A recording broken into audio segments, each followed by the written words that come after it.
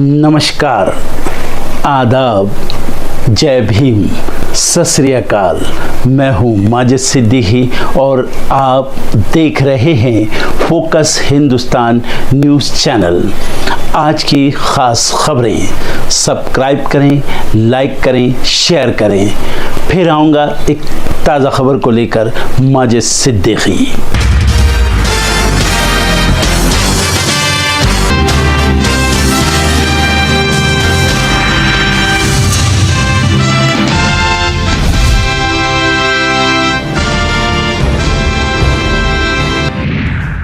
बिहार विधानसभा चुनाव में पहले चरण की वोटिंग जारी। 18 जिलों की 121 सीटों पर जारी है मतदान।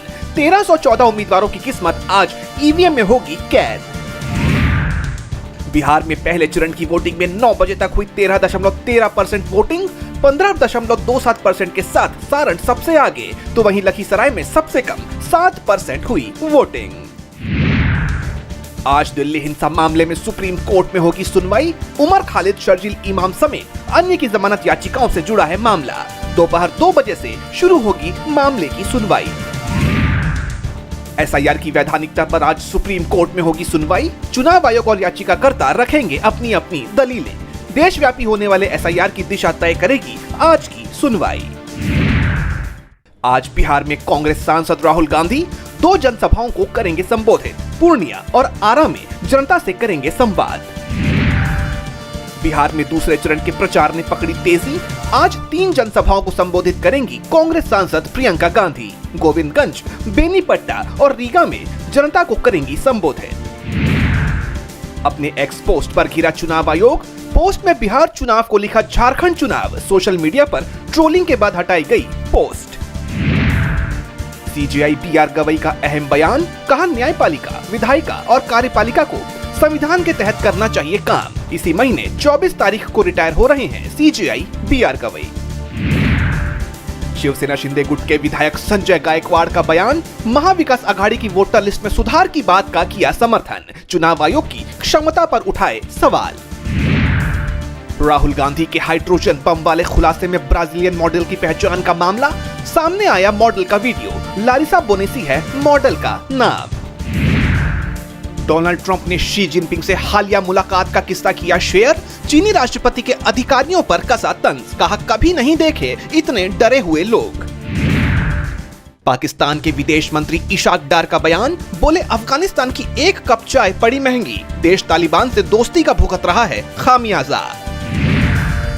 G20 शिखर सम्मेलन में शामिल नहीं होंगे डोनाल्ड ट्रंप। बोले, साउथ अफ्रीका में नहीं होना चाहिए G20। इसी महीने साउथ अफ्रीका में होना है ये सम्मेलन। अमेरिका के बाद अब रूस भी परमाणु परीक्षण करने को तैयार। पुतिन ने सेना को दिया तैयारी करने का आदेश। बोले, दूसरे देश करेंगे तैयारी तो रूस भी नहीं रहेगा पीछे। ईरान में भीषण जल संकट। तेहरान में मात्र 14 दिन का बचा पानी। भयंकर सूखे से हाहाकार जैसे बन गए हालात। गोल्ड को लेकर आ गई एसबीआई की नई रिपोर्ट। आरबीआई के भंडार में आया उछाल, लेकिन इसके बावजूद घटी है डिमांड। अब विदेशी कर्मचारी भी आएंगी ईपीएफओ के दायरे में। दिल्ली हाईकोर्ट ने दे दिया आदेश। सैलरी नहीं रखी जाएगी मायने।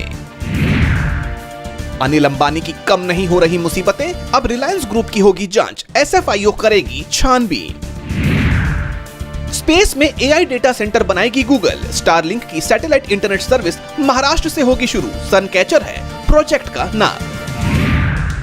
आरबीएल बैंक में हिस्सेदारी बेचेगी Mahindra and Mahindra. Block deal में मिलेंगे 691 करोड़ रुपए। 3.5% हिस्सेदारी की होगी बिक्री।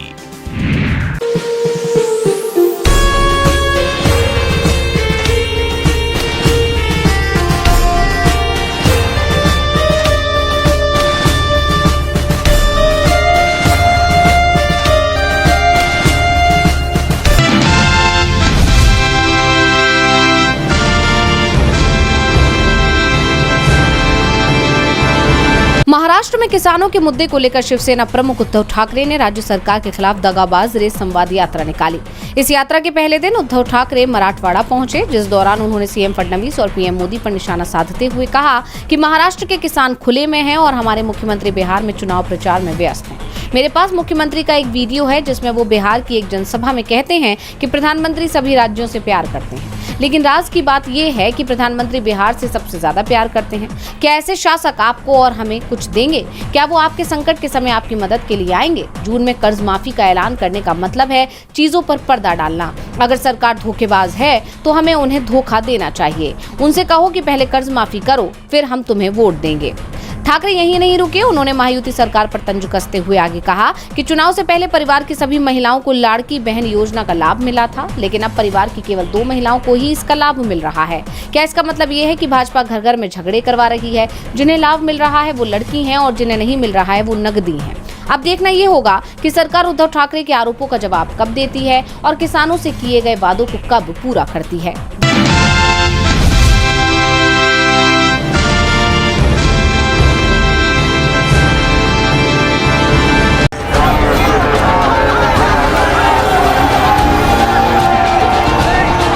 बिहार विधानसभा में पहले चरण का मतदान आज हो रहा है। इसमें 18 जिलों की 121 विधानसभा सीटों पर जनता वोटिंग कर रही है। मतदान का ये चरण राज्य की राजनीतिक दिशा तय करेगा।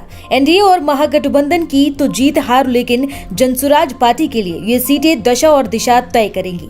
पहले चरण में मुख्यमंत्री नीतीश कुमार सरकार के 14 मंत्रियों की किस्मत भी ईवीएम में कैद होगी। मोकामा से लेकर महुआ तक कई हॉट सीटें भी हैं जिन पर दिग्गजों की किस्मत दांव पर लगी है। राघोपुर से तेजस्वी यादव, तारापुर से डिप्टी सीएम सम्राट चौधरी, काराकाट से ज्योति सिंह, भोर से प्रीति किन्नर, मोकामा से अनंत सिंह, अलीनगर से मैथिली ठाकुर, छपरा से खेसारी लाल यादव और महुआ से तेज प्रताप यादव अपनी किस्मत आजमा रहे हैं। सबकी निगाहें इन सभी बड़े चेहरों पर सियासत में नए चेहरों की एंट्री पर है। चलिए कुछ नामी चेहरों से आपको मिलवाते हैं। महागठबंधन के मुख्यमंत्री पद के उम्मीदवार तेजस्वी यादव राघोपुर सीट से मैदान में हैं। उनके मुकाबले इस बार भी बीजेपी के सतीश कुमार और जनसुराज के चंचल कुमार चुनाव लड़ रहे हैं। 2020 के विधानसभा चुनाव में तेजस्वी यादव ने इसी सीट से 97,404 वोट पाकर 38,174 वोटों के बड़े अंतर से जीत हासिल की थी। तेज प्रताप यादव इस बार महुआ विधानसभा सीट से चुनाव लड़ रहे हैं। 2020 के बिहार विधानसभा चुनाव में उन्होंने हसनपुर सीट से राष्ट्रीय जनता दल यानी कि आरजेडी के प्रत्याशी के रूप में जीत दर्ज की थी।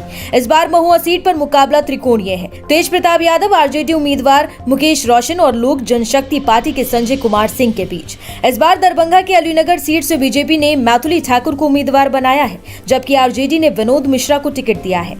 2020 के विधानसभा चुनाव में अलीनगर से विकासशील इंसान पार्टी के मिश्री लाल यादव ने जीत हासिल की थी। उन्होंने 61,082 वोट पाकर आरजेडी के विनोद मिश्रा को 3,101 वोटों के अंतर से हराया था। मोकामा सीट पर इस बार मुकाबला बेहद दिलचस्प हो गया है। एनडीए ने यहां से बाहुबली नेता अनंत सिंह को उम्मीदवार बनाया है।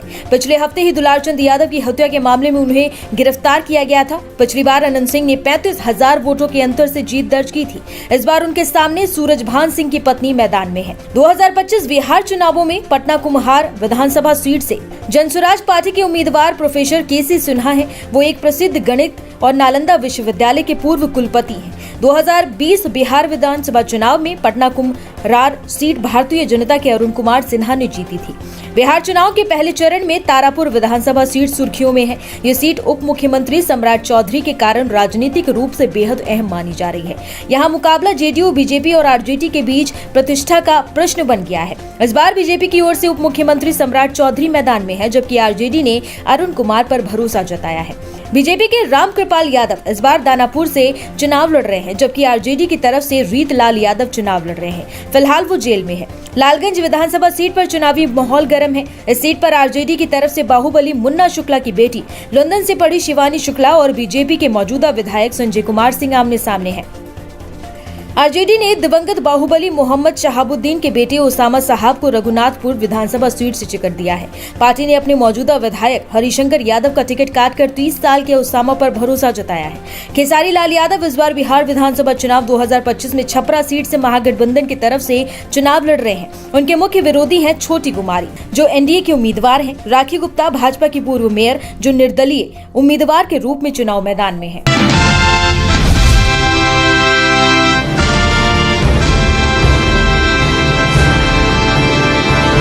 बिहार विधानसभा चुनाव 2025 के पहले चरण की वोटिंग में महज चंद घंटों का वक्त बाकी है। 6 नवंबर को पहले चरण की वोटिंग में राज्य के 18 जिलों की 121 सीटों पर बिहार की जनता अपने वोटिंग अधिकार का इस्तेमाल करेगी। इसके जरिए कई दिग्गज नेताओं की किस्मत ईवीएम में कैद हो जाएगी। इन सीटों पर वोटर्स 3,75,00,000 से ज्यादा वोटर 1,300 से ज्यादा उम्मीदवारों की किस्मत का फैसला करेंगे। पहले चरण के इस मतदान में कई हाई प्रोफाइल चेहरे चुनावी मैदान में हैं।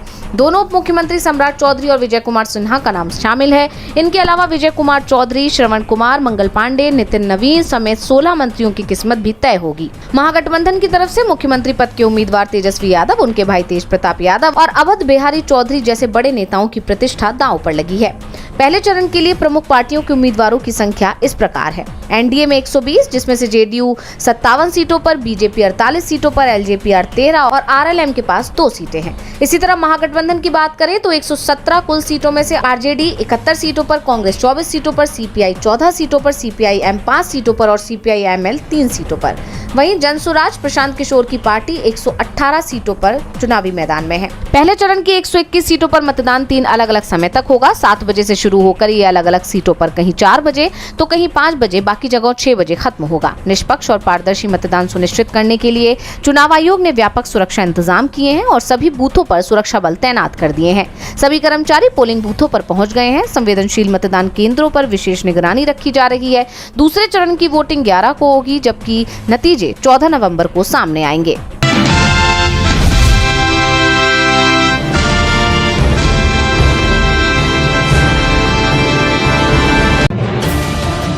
कांग्रेस सांसद राहुल गांधी ने बीते बुधवार को प्रेस कॉन्फ्रेंस कर हाइड्रोजन बम फोड़ा और चुनाव आयोग पर कई गंभीर सवाल उठा दिए। राहुल गांधी ने दावा किया कि हरियाणा विधानसभा चुनाव में गड़बड़ी हुई है, जिसमें वोटर लिस्ट में 25 लाख नाम फर्जी है। दरअसल राहुल गांधी ने दावा किया कि हरियाणा चुनाव में एक ब्राजील की मॉडल ने 22 बार वोट डाल दिया है। राहुल गांधी ने लड़की का नाम मैथ्यूस फेरेरो बताया था और अब राहुल के इन्हीं तमाम दावों के बीच ब्राजील की इसी युवती की प्रतिक्रिया भी सामने आई है, जिसमें उसने खुद वीडियो बनाकर कई बड़े खुलासे किए हैं। दरअसल ब्राजील की इस महिला का नाम लॉरेस है। वो पहले मॉडलिंग किया करती थी, लेकिन अब वो इस पेशे से दूर है। हालांकि वो इंस्टाग्राम पर काफी एक्टिव है। लॉरेस ने कहा कि भारत से मुझे कई पत्रकारों के मैसेज आ रहे हैं और मेरा भारत की राजनीति से कोई लेना देना नहीं है। लॉरेस ने ब्राजीलियाई भाषा में इंस्टाग्राम पर अपना मैसेज जारी किया है, जिसका हिंदी अनुवाद हम आपको बता देते हैं कि आखिर महिला ने वीडियो में कहा क्या है। लॉरेस ने वीडियो में कहा, हेलो इंडिया, मैं वो ब्राजीलियन मॉडल हूँ जिसके बारे में आप सब बात कर रहे हैं। देखिए, सबसे पहले मैं साफ कर दूं कि मेरा भारत की राजनीति से कोई लेना देना नहीं है। मुझे भारतीय पत्रकारों के लिए एक वीडियो करने को कहा गया था और मैं बस वही कर रही थी। सच कहूँ तो मैं कभी भारत गई भी नहीं हूँ। मैं पहले मॉडल थी, अब डिजिटल इन्फ्लुएंसर हूँ। लेकिन हाँ, मुझे भारत के लोगों से बहुत प्यार है। आप सबका बहुत बहुत धन्यवाद। नमस्ते। अब ये पूरा मामला थोड़ा गंभीर हो गया है। कुछ भारतीय पत्रकार मुझसे संपर्क कर रहे हैं, मेरे बारे में जानना चाहते हैं, मेरा इंटरव्यू लेना चाहते हैं। और हाँ, मैंने सबको जवाब दिया है, हर सवाल का। हाँ, मैं ही वो रहस्यमयी ब्राजीलियन महिला हूँ, वही जिसे आप सब खोज रहे हैं। पर मैं तो बस बच्चों के साथ काम करती हूँ, इतना ही। अब तो मैं मॉडल भी नहीं हूँ और आपके हिसाब से अब रहस्यमयी भी हो गई हूँ। भारतीय दोस्तों, मेरे इंस्टाग्राम पर आपका स्वागत है। चलिए अब मैं आप सबसे बात करूंगी। वो तस्वीर जो फैली है वो मैं नहीं थी, सिर्फ मेरी तस्वीरें वायरल की गई हैं। फिर भी मैं आपकी चिंता और दया भावना के लिए सच में आभारी हूँ। कई लोग पूछते हैं कि क्या मैं इंडियन जैसी दिखती हूँ, तो मुझे लगता है कि मैं थोड़ी मैक्सिकन जैसी लगती हूँ। लेकिन सच में मैं भारत के लोगों की दयालुता से बहुत प्रभावित हूँ। आप मेरी कहानियाँ देखते हैं, उन्हें अखबारों तक पहुँचाते हैं और उनका अनुवाद करते हैं। ये मेरे लिए बहुत बड़ी बात है। मैंने ये वीडियो भारत के लोगों के लिए बनाया है, आपके लिए। अब तो मुझे हिंदी के कुछ शब्द भी सीखने होंगे। अभी तो मैं बस नमस्ते जानती हूँ, पर शायद अब और भी सीख लूँगी। और हाँ, शायद मैं अब भारत में फेमस होने वाली हूँ। सोचिए ज़रा, एक ब्राज़ीलियन मॉडल भारत में फेमस। लेकिन इस मुद्दे पर बस इतना ही कहना चाहूँगी कि मामला अब बहुत गंभीर हो गया है और मैंने जो कहना था वो कह दिया है। बता दें कि राहुल गांधी ने दावा किया कि 5,21,000 से ज्यादा डुप्लीकेट वोटर मिले हैं, जिनमें ब्राजील की मॉडल जिसका नाम मैथ्यूस फेरेरो बताया था, उसने हरियाणा में 22 बार वोट दिया है। उन्होंने पूछा कि आखिर इस मॉडल का नाम हरियाणा की वोटर लिस्ट में कहां से आया। एक मीडिया रिपोर्ट के मुताबिक मॉडल की फोटो की पड़ताल में ये भी सामने आया कि ये फोटो कई रॉयल्टी फ्री इमेज एजेंसियों पर भी मौजूद है। ये इमेज कई ई-कॉमर्स वेबसाइट्स पर भी इस्तेमाल की गई है। जांच से ये स्पष्ट हुआ कि ये फोटो ब्राजील के फोटोग्राफर मैथ्यूस फेरेरो ने करीब 8 साल पहले खींची थी। लिंक्डइन पर इस नाम से कई फर्जी आईडी बनाई गई है। कुछ प्रोफाइल में इसे मेटा फेसबुक की इंदौर सॉफ्टवेयर इंजीनियर बताया गया है। ये फोटो गलत इस्तेमाल केवल हरियाणा विधानसभा चुनाव 2024 की मतदाता सूची में ही नहीं बल्कि लिंक्डइन पर भी खूब हो रहा है।